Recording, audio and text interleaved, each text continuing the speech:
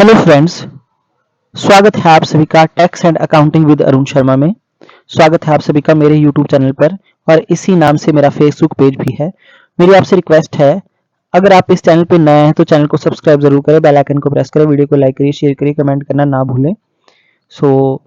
आज मैं आपको इनकम टैक्स स्लैब रेट के बारे में बताऊंगा for the current filing period financial year 2025-26 और असेसमेंट ईयर 2024-25 का फाइनेंशियल ईयर है और असेसमेंट ईयर है 25-26। ठीक है, तो देखिए जो हमारे दो यहाँ पे टैक्स रिजीम में यूज होते हैं, एक न्यू टैक्स रिजीम में और ओल्ड टैक्स रिजीम में। ओके, तो न्यू टैक्स रिजीम के अकॉर्डिंग जो है इनकम टैक्स स्लैब रेट क्या है और क्या है रेट जो है, देखिए सभी के लिए यहाँ पे फॉर ऑल सभी पर्सन के लिए यहाँ पे रेट मैंने बताए हैं और इनकम टैक्स स्लैब जो है यहाँ पे न्यू टैक्स रेजिम में किस तरीके से फॉलो होंगे 24-25 फाइनेंशियल ईयर के लिए।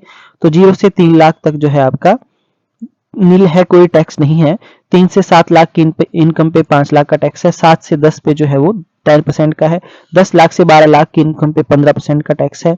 12 लाख से 15 लाख तक जो है 20% का टैक्स है और 15 लाख से ऊपर जो अगर आपकी इनकम होती है तो उस पर 30% का टैक्स आपको देना पड़ेगा। ठीक है, इसके अलावा जो ओल्ड टैक्स रिजीम है, देखिए अगर कोई पर्सन जो है अपनी ओल्ड टैक्स रिजीम के अकॉर्डिंग जो है वो क्या करता है, अपने इनकम टैक्स रिटर्न को फाइल करता है, तो मैं आपको बता देता हूं ये इनकम टैक्स स्लैब यहाँ मैंने लिखी है। उसके बाद जो है यहाँ पे जो पर्सन जो है वो लेस देन 60 ईयर्स है और जो 60 से 80 ईयर्स के बीच में है और जो 80 ईयर्स से अबव है ना, उन सब के लिए मैंने यहाँ पे क्या लिखे हैं, टैक्स रेट लिखे हैं।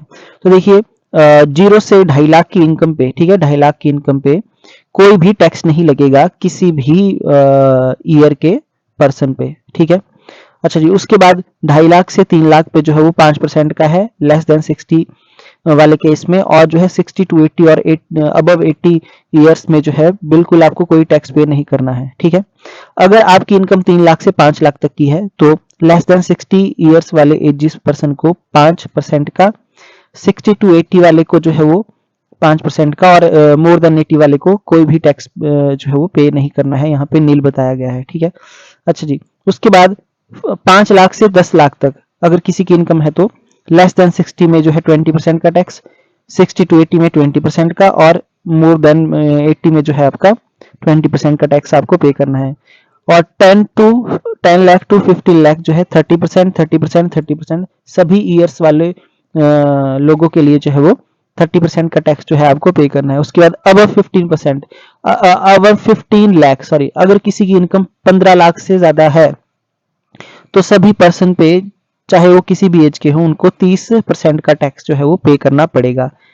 ओके जी, तो देखिए जो हमारा न्यू टैक्स रिजीम है जो जिसमें स्लैब रेट 0 से 3 लाख का है ना, 3 से 7, 7 से 10, 10 से 12, 12 से 15, अब 15% है ना, अब 15 लाख का, तो उसमें आपकी जो स्टैंडर्ड डिडक्शन है वो है 75,000 रुपीज की, और उसमें जो रिबेट लिमिट है आपको रिबेट मिल जाएगी अगर आपकी जो इनकम है वो 7 लाख तक है तो आपको जो है रिबेट मिल जाएगी 7 लाख तक। ठीक है, जबकि जो ओल्ड टैक्स रिजीम है, ओल्ड टैक्स रिजीम में स्टैंडर्ड डिडक्शन है 50,000 की, तो रिबेट लिमिट जो है आपकी कितनी है, 5 लाख तक की इनकम पे आपको रिबेट मिल जाएगी। ठीक है, ओके, तो मैं आपको एक बात और बता देता हूं कि आपको न्यू और ओल्ड में से एक जो है चूज करना पड़ेगा टैक्स रिजीम में। अगर आप ओल्ड टैक्स रिजीम में चूज करते हैं, है ना, तो नेक्स्ट ईयर आपको चॉइस मिल जाएगी न्यू और ओल्ड की फिर से। बट आपने अगर एक बार जो है न्यू टैक्स रिजीम को चूज कर लिया तो आप जो है ओल्ड को चूज नहीं कर पाएंगे, है ना। तो आज के लिए देखिए इतना ही, इम्पॉर्टेंट वीडियो है ये भी। तो मेरी आपसे रिक्वेस्ट है, मेरे चैनल को सब्सक्राइब जरूर करना, मेरे पेज को फॉलो जरूर करना, और अगर आपने इनकम टैक्स रिटर्न अगर फाइल करनी है तो मेरे दिए गए कॉन्टैक्ट नंबर पे आप जो है कॉन्टैक्ट कर सकते हैं। Thank you so much.